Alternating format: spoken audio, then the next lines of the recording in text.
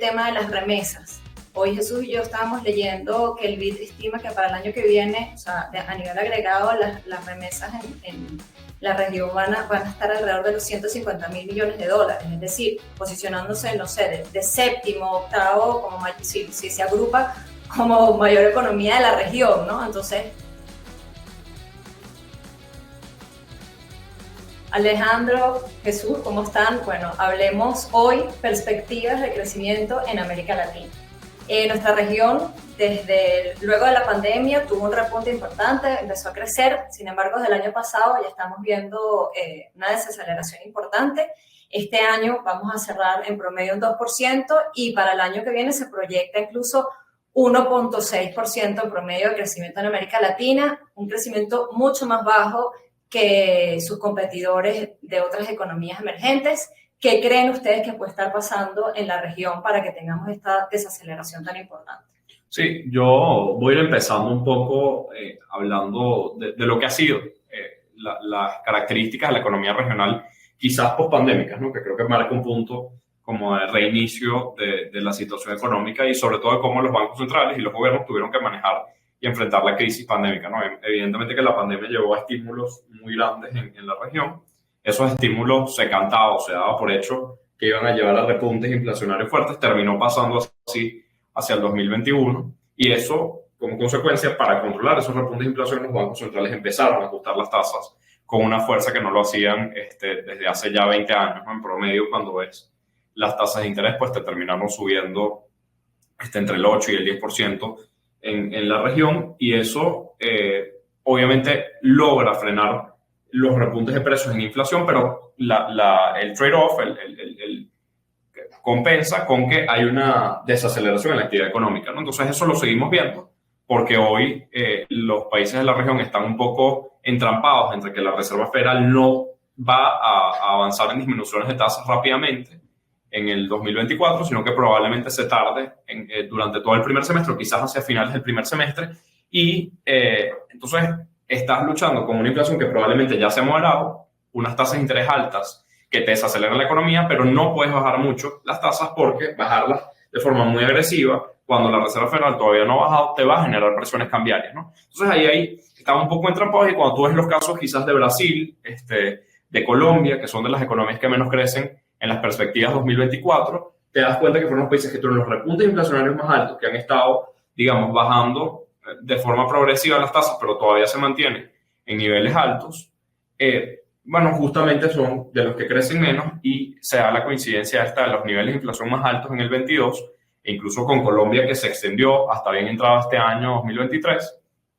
Eso ha tenido un impacto en poder de compra y las tasas de interés altas han tenido al final un impacto en llegada de nuevas inversiones y en el consumo, ¿no? Entonces, creo que ahí se arma un poco cómo estamos viendo el panorama regional, entendiendo que Estados Unidos marca una base, un piso sobre el que no puedes acercarte mucho, como están las tasas allá que están en niveles de 5.50, contra América Latina que en promedio ya está en niveles cercanos al 7%, entonces bajar mucho más te va a dejar muy cerca probablemente de las presiones cambiarias, ¿no? Claro. Alejandro, no sé si me faltó quizás comentar algo, seguro que sí.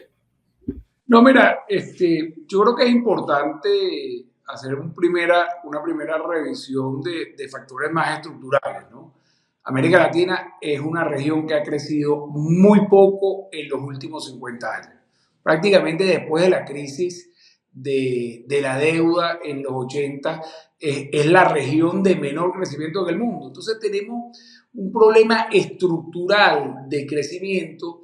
Quizás con las reformas de los 80 y 90 hubo algo de crecimiento con la estabilización, pero son países o tenemos una serie de países donde no hay fuentes claras de crecimiento, donde no hay esos sectores estratégicos a los cuales apostarle y poder crecer. Tenemos, por supuesto, excepciones. Creo que República Dominicana es uno, que es el país que viene más creciendo, con mayor crecimiento en la región, pero sin embargo, y que tiene fuentes claras de crecimiento en turismo, zona franca, todo el tema que se viene hablando de nearshoring, etcétera. Pero cuando uno sale de allí y pregunta, bueno, ¿qué está pasando con Perú?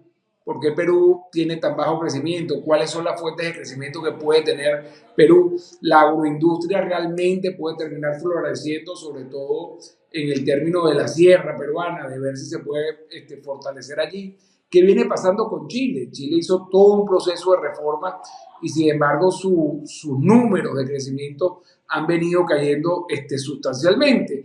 Y quizás eso, y por supuesto lo mismo pasa en México, Brasil, etcétera. Entonces es una economía que ha perdido la costumbre de crecer, que se viene rezagando en términos de crecimiento económico en los últimos años y no solo después de la pandemia, y que a pesar que hemos tenido 2-3 años de relativa bonanza o de precios de materias primas relativamente altos, esa senda de crecimiento todavía no se ha encontrado y quizás es una de las mayores preocupaciones, en mi caso, que siento esa la región. Sí, pareciera que, o sea, sigue habiendo un tema de competitividad, ¿no? En la mayoría de los países y que seguimos estando como muy dependientes de las materias primas. Entonces, en función de lo que pasa con las materias primas, también nuestras economías se ven afectadas, ¿no? Pero ahora que justamente tratas el caso de República Dominicana, o sea, yo siento que a pesar de que sí es una tendencia regional, este tema de la desaceleración, si hay países, digamos, que, o sea, hay como diferencias importantes en el crecimiento y en el comportamiento de las economías entre los diferentes países de la región, ¿no? Por supuesto, Dominicana, como bien lo mencionaste, Alejandro, es el caso más significativo, pero ¿qué otros países creen ustedes que pueden estar, teniendo un comportamiento como más estable y que se está fundamentando más en competitividad y por lo tanto está teniendo como unos cimientos más fuertes? Creo que siempre es bueno hablar, y Alejandro ha dado un repaso como más de largo plazo y estructural un poco, ¿no? De esas fallas de productividad en las que coincido. Las economías regionales se han sofisticado poco. No ha habido capacidad de mejorar capacidades técnicas, aplicar nuevas tecnologías, ser realmente impulsores de herramientas que sean y que aprovechen más los recursos que tenemos, ¿no? Sino muy dependiente todavía de materias primas y poco, o sea, con mejoras de eficiencia todavía muy lentas, ¿no? Pero creo, respondiendo también a ese comentario, que justamente quizás esos países que han tenido mejoras de productividad o mayores niveles de crecimiento, potencial de crecimiento a largo plazo en los últimos años, combinan un poco, efectivamente, unas mejoras en productividad importantes, pero también salir de posiciones base, de posiciones de inicio que han sido ventajosas, que permiten, por ejemplo, decir hoy que si tú lo ves en los últimos 40 años, que República Dominicana crezca a tasas interanuales del 5% promedio cada año, o que Panamá esté ahí muy cerca también con 4 y pico de crecimiento interanual en los últimos años, o Paraguay también, que está ahí con crecimientos de los más destacados en los últimos años, tienen, bueno, la característica de que sí han tenido mejores en productividad, pero también porque partían de bases más bajas, ¿no? Y ahí el caso de Paraguay, por cierto, que si lo vemos en el 24, es la economía saltando a Venezuela, que tiene una consideración particular, que con el levantamiento de sanciones esperamos que sea, disculpen, el término correcto es el alivio de sanciones temporal. Esperaríamos que fuera la economía que más creciera en la región, pero eso está sujeto a muchas condicionantes, ¿no? Y partiendo de una base, o sea... Partiendo de una base muy baja. Por eso decía que esto siempre hay que verlo en relativo a cada país.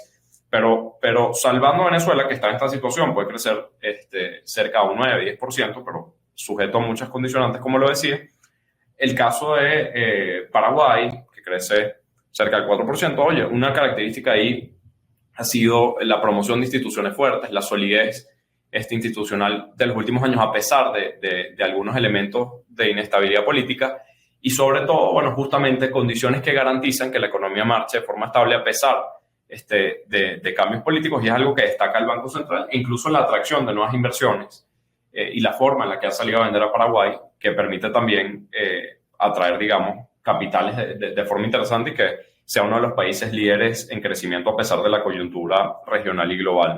No es que, es decirlo, todo en su justa medida, no es que va a crecer el doble o el triple de lo que va a crecer la región, pero un crecimiento cercano, digamos, al 4 o 3% el próximo año, pues se ve interesante en un contexto que globalmente se espera que sea recesivo en el 2024, ¿no? Quizás ahí mencionar que Perú se desacelera también bastante, va a crecer cercano a un 2%, los casos en México y Chile también se desaceleran, Colombia se desacelera un poco también en esta coyuntura recesiva.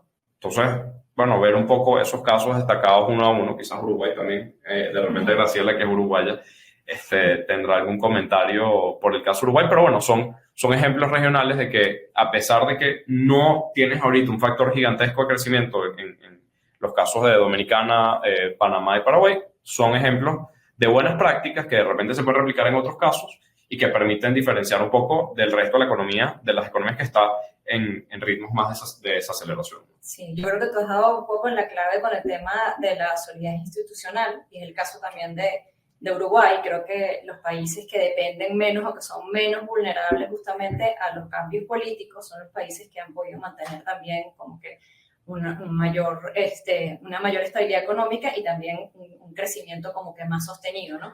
Y aquí justamente entramos, bueno, tenemos el año que viene 6 países que van a estar con elecciones presidenciales. Alejandro, tú que manejas muy bien todos esos temas, ¿cómo opinas tú que pueden afectar justamente las elecciones venideras en todos estos países, el resultado o las perspectivas económicas de cada uno de ellos? Sí, dos cositas, ¿no? Quisiera agregar algo que de nuevo me preocupa, que es el tema que todas las economías grandes vienen creciendo poco.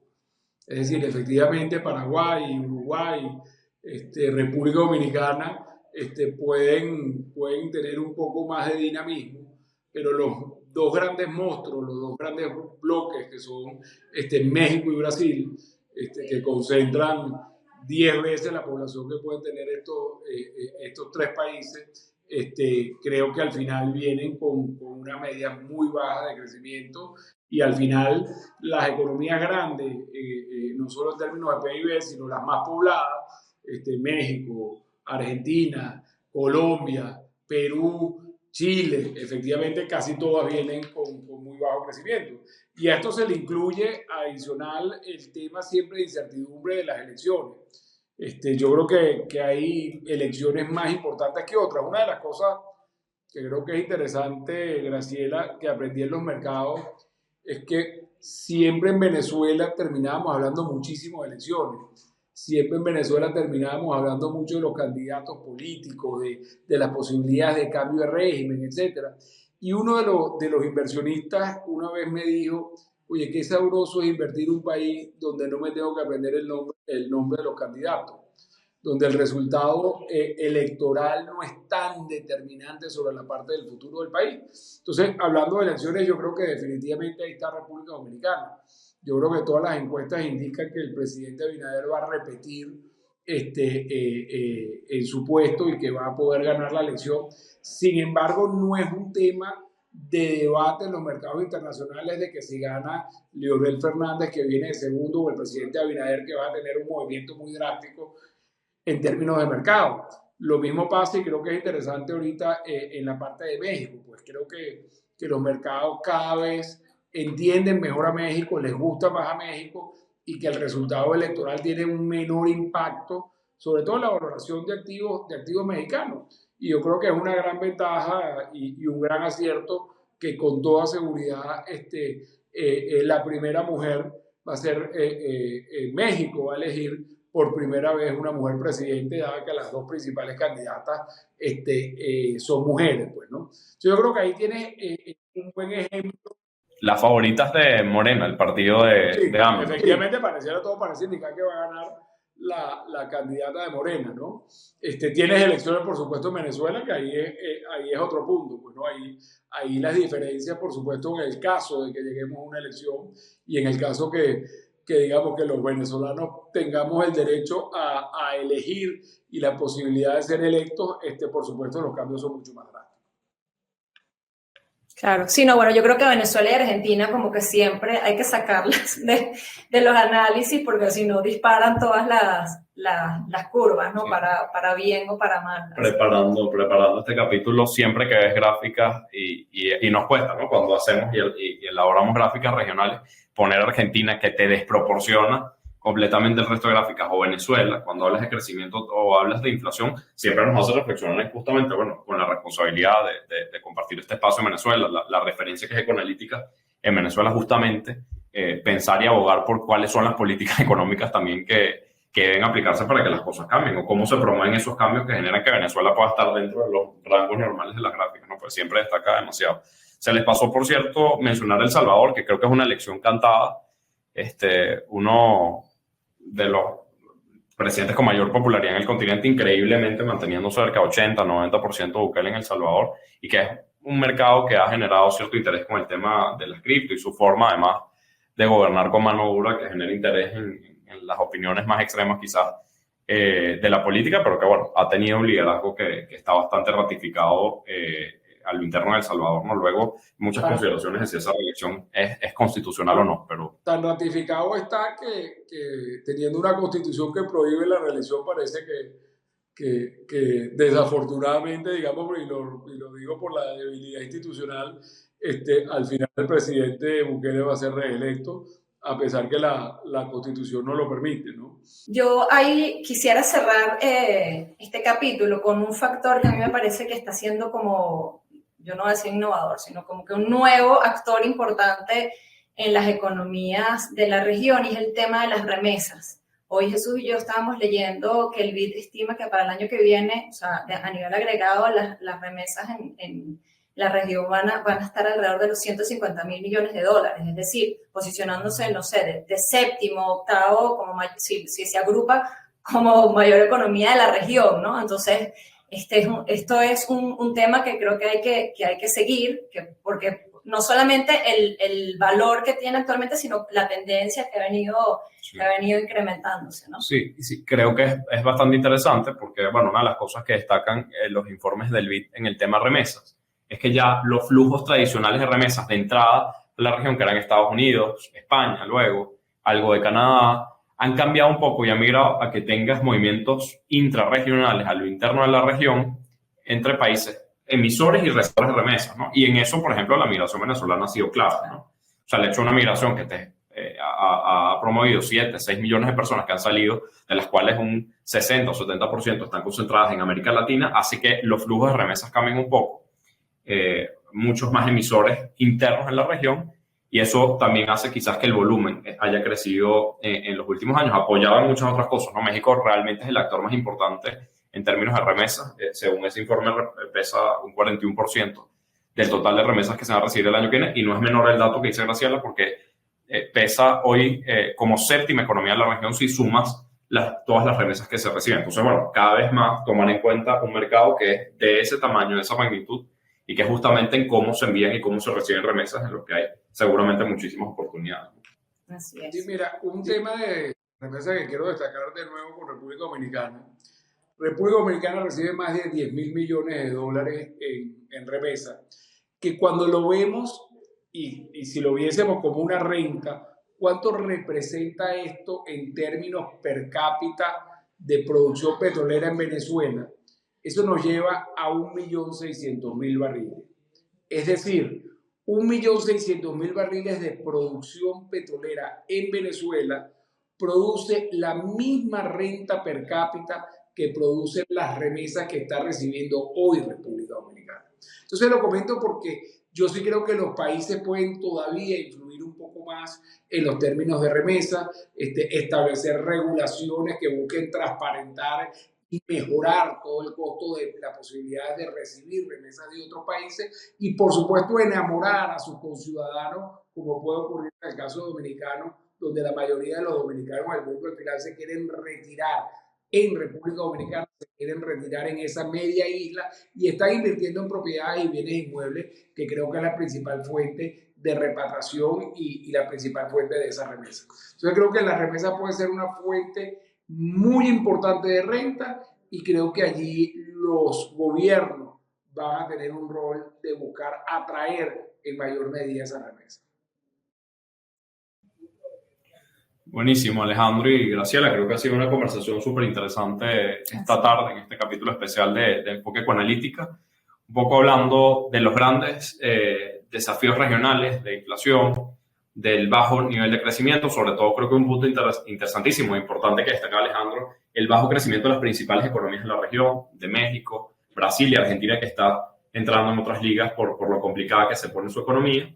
Justamente los retos de inflación y tasas de interés altas que tenemos de cara al 2024, que van a ser muy incisivos en las perspectivas 2024. Creo que con eso y la importancia, además las remesas, las elecciones que vienen el año que viene, podemos cerrar este capítulo especial de Enfoque Ecoanalítica, no sin antes invitarlos a que se suscriban a todas las redes de Ecoanalítica, Ecoanalítica TV en YouTube, que sigan además comentando y poniendo sus apreciaciones o dudas que tengan sobre el capítulo abajo en nuestro canal, y nos vemos en un próximo capítulo.